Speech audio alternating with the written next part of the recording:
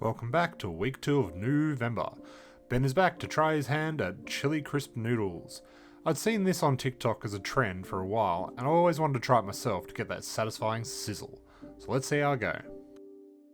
You will need Chinese sesame paste, which we couldn't find and substituted for tahini, light soy sauce, rice vinegar, white sugar, sesame oil, cooking salt, chili crisp, fresh ginger, fresh garlic, spring onions and coriander, as well as about 2 bricks of a standard instant ramen. Peel about 2 inches of ginger and 3 cloves of garlic and mince them. Our press makes the chunks a little big, so I had to dice them a little more finely.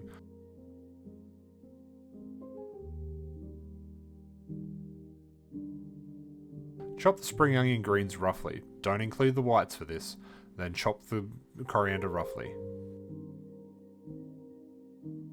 On to the sauce.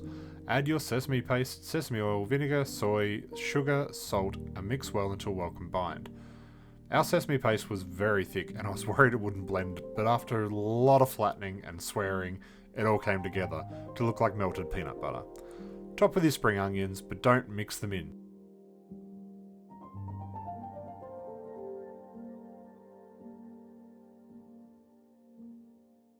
You want them sitting on the top.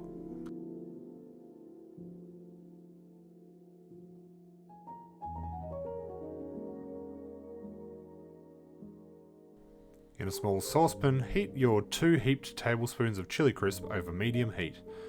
Try to get a good amount of the oil. Let it heat up thoroughly.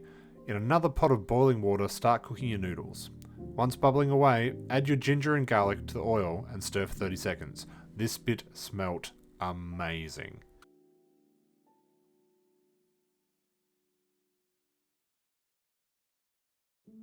Now moving quickly, pour your boiling oil over the green onion and get that iconic sizzle.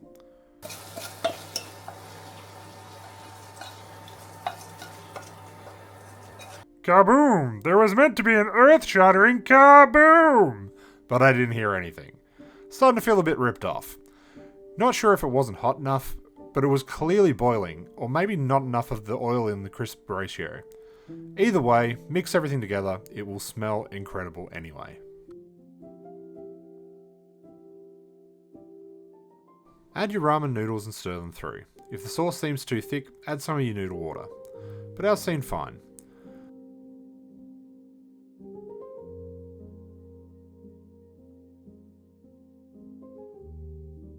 Stir through your coriander and serve. Top with some more chili crisp and enjoy. This one really packed a punch, and alone would be good, but we wanted some protein so I added some pork belly bites. This was really simple with huge flavours of mostly pantry staples. Highly recommend. Like and subscribe to keep following us through the next few weeks of November for more daily shorts and 3 more long release videos on Saturdays. Thanks for watching.